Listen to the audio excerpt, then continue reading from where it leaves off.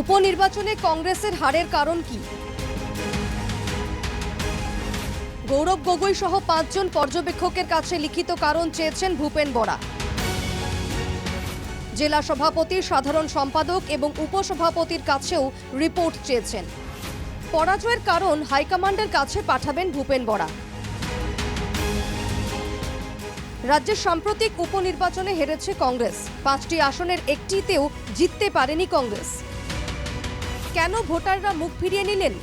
এই হারের জন্য হাইকমান্ড শুধু এপিসিসি সভাপতি ভূপেন বরাকে একা জবাবদিহি করবে না। 5টি আসনের অবজারভারের কাছেও পরাজয়ের কারণ জানতে চেয়ে রিপোর্ট চেয়েছেন প্রদেশ কংগ্রেস সভাপতি।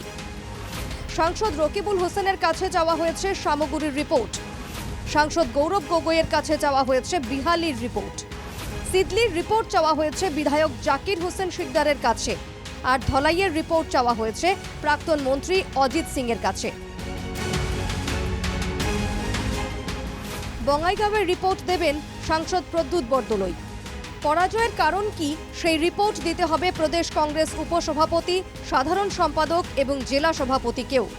আমি 3 তৰপীয়া এটা ৰিপৰ্ট বিচাৰিছোঁ। আমাৰ যিসকল আহ্বায়ক 5 গৰাকী জ্যেষ্ঠ নেতাক আমি দায়িত্ব দিছিলোঁ, তেওঁলোকে এটা ৰিপৰ্ট দিব আছুতীয়াকৈ। আৰু 5 গৰাকী জিলা কংগ্ৰেছৰ সভাপতিক আমি কৈছোঁ যে সাংগঠনিক কি দুৰ্বলতা আছিল, কিয় আমি এই পৰ্যায়ত থাকিলোঁ। আৰু এপিচিচিৰ পৰা আমি ভাইচ প্ৰেচিডেণ্ট, জেনাৰেল ছেক্ৰেটাৰী যিসকলক দায়িত্ব দিছিলোঁ। এই ৰিপোর্ট 4 ডিসেম্বরের পরে এআইসিসিকে দেবেন ভূপেন বরা। 4 তাৰিখৰ ভিতৰত আমি ৰিপৰ্টখিনি পাম। তাৰপিছত মোক এআইচিচিয়ে মাতিছে। 4 তাৰিখৰ পিছত এআইচিচিত গৈ গোটেই আমাৰ পৰ্যালোচনা যিটো ৰিপৰ্ট হ'ব সেইটো দাখিল কৰিম। আগামী পঞ্চায়েত নির্বাচনে বিজেপি বিরোধী দলগুলোর সঙ্গে জোট করা নিয়ে উপনির্বাচনে পরাজয়ের পরে দ্বিধায় কংগ্রেস নেতৃত্ব। এর জন্য সকল স্তরের নেতাদের পরামর্শ নেবে এপিসিসি নেতৃত্ব। ৰাজ্যিক পৰ্যায়ত নেতাসকল বহি অসমৰ প্ৰায় 27খন পঞ্চায়তত প্ৰাৰ্থিত্ব বাছনি কৰা, মিলামিছা কৰাটো সহজ নহয়। সেইকাৰণে আমি খুব সোনকালে আমাৰ দলৰ কাৰ্যনিৰ্বাহক সভা হ'ব। তাত আমি সবৰে পৰামৰ্শ ল'ম।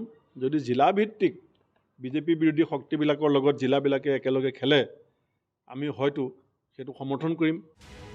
উপনির্বাচনে বিরোধী জোটের বাইরে থেকে ভরাডুবি হয়েছে কংগ্রেসের, কিন্তু বিশ্বাস হারায়নি কংগ্রেস।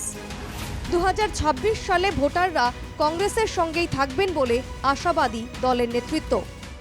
অসম্ভৱ একো নহয়, লাগে ৰাইজৰ আশীৰ্বাদ, লাগে ৰাইজৰ সহযোগিতা আৰু বিজেপি চৰকাৰৰ কাম কাজৰ ওপৰত 26 চনত অসমৰ ৰাইজে কংগ্ৰেছৰ সপক্ষে ৰায়দান দিব। উপনির্বাচনের পরাজয় থেকে কি কোনো শিক্ষা নেবে কংগ্রেস? 2026 সালে কি স্ট্র্যাটেজি নেবে কংগ্রেস? প্রশ্ন সবার মনে, প্রশ্ন কংগ্রেস সমর্থকদের মনেও। Bureau report, NKTV Bangla.